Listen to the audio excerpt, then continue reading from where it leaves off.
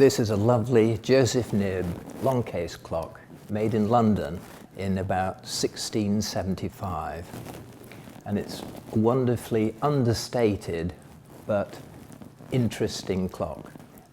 So one of Knibb's features is that he mounted the keyhole and the escutcheon above halfway down the door so that you didn't have to bend down to open his clocks. Knibb also supplied most beautiful escutcheons for his keyholes. Look at the bird head and the wings, possibly an eagle, and then matched by scrolls underneath so that there's balance within even a little detail like an escutcheon for a keyhole. The walnut beading here has been put on cross-banded, and you've got the cross-banding in the walnut on the side. It makes it look much more attractive than just having long straight veneers around the edge. The paneling is matched side by side and up and down as two pairs, and so that they match across and then are reflected backwards in the other way, and then the four of them are reflected around the center line. You can imagine the veneers here being cut, sawn about 1 millimeter thick, and they're reflected on each side, and then the pair is also reflected back up, so that the 4 panels were all off the same piece of wood. The attention to detail in the bottom of the column here. The twist runs out, and then the column is mounted on this rectangular base. Understated, but beautifully done. It was the fashion at the time to have these convex mouldings. Here it is again, beautifully covered in walnut veneer. Later on, the fashion changed to have concave mouldings. Knibb also ordered his cases from his case maker with cariniana wood, and it's a very fine-grained, like mahogany wood. It's very much second-hand timber, and it's thought that it may have been used for transporting sugar into London at this stage. And Knibb saw these cases, which were being almost broken up for firewood, and thought, wow, good stable wood, it's been through the tropics, it hasn't bent, so it'll be ideal for a clock case, and because it's second-hand, it'll be less expensive than using prime oak. He was always one for a bargain, was Knibb. So the cariniana wood carcass here has the iron strap hinges, and they're always put on, slightly strangely to my mind, with the small end onto the door and the large end into the clock case. They look very original with the clout nails on them, holding them onto the door and to the case.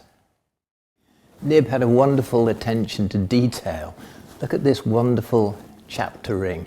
Each number lined carefully and then filed to give the matting coming through from the back.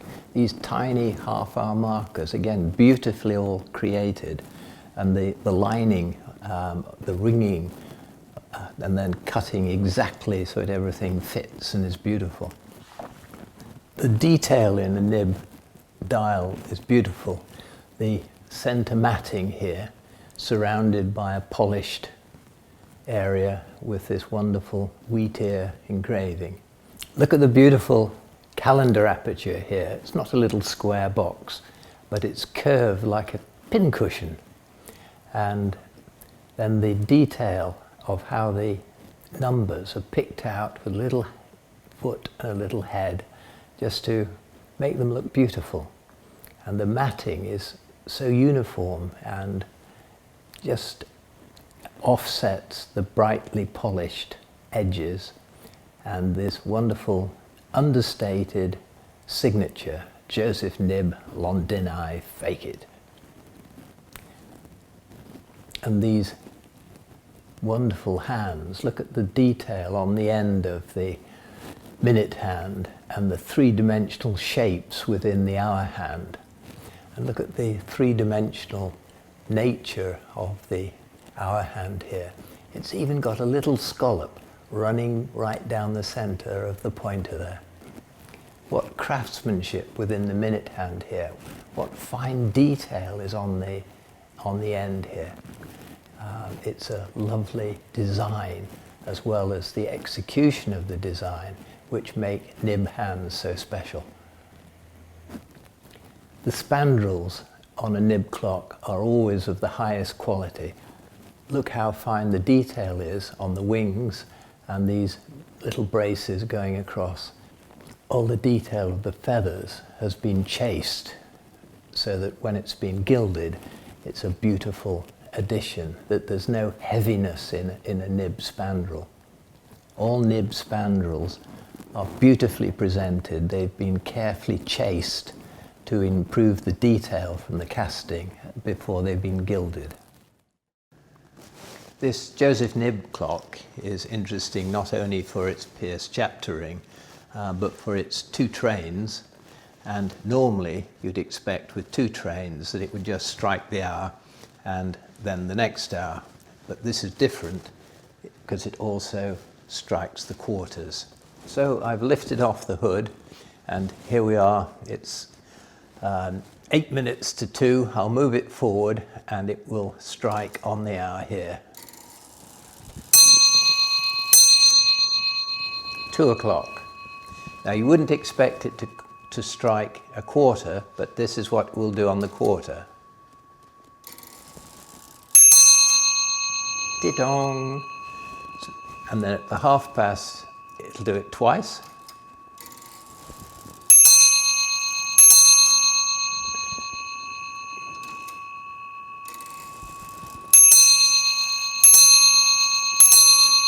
Three quarters, and on the hour, it'll strike 3.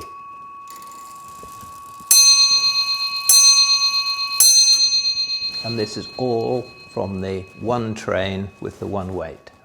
And now I'm going to move the hand round to 3:15, and you'll see the quarter strike. These bells inside will strike ding-dong. And when I move it on to 30:30, they'll do the 2.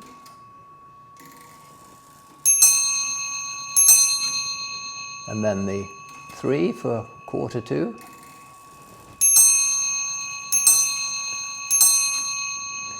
Now coming up to the hour, it moves the lever across, the pump piece across, and will strike the hour on the big bell.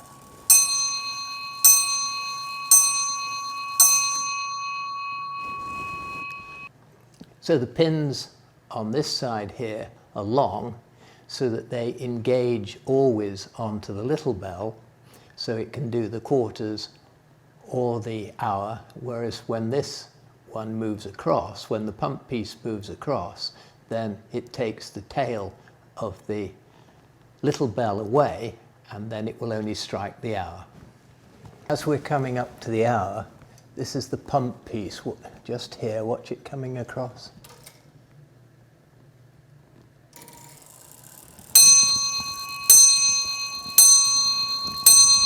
Here's the pins for the strike. And now, as we come up to the next quarter, see the pump piece going back to engage the tails for the quarters as well. There it goes.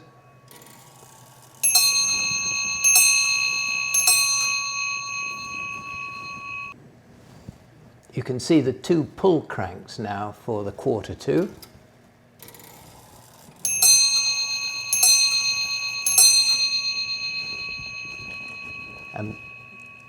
And now watch the pump piece go across for the hour.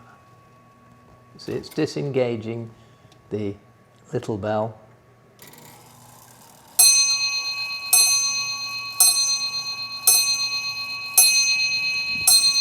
$12 o'clock for good luck.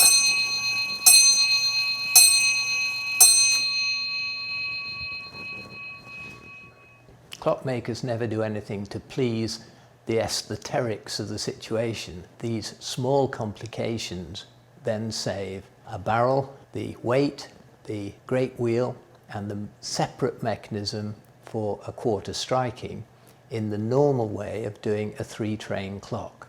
So this is Joseph Knibb actually trying to save money and doing it very successfully. It's always interesting to look at the back of a clock and note the details of things like the fixing for the hood, the shrinkage marks of age, looking at the convex mouldings and the differential shrinkage between the walnut on the face and then the end grain running this way. And then the whole of the back of the clock, it's riddled with different fixing holes. These clocks went out of fashion, even with the beautiful walnut as we see it, because marquetry and other details and the austere shape of the classical hood also went out of fashion, so that they were then degraded and tended to be taken over by cottages, and it's lucky when they've survived. It's a beautiful example, but you can see how the history has treated the back rather badly.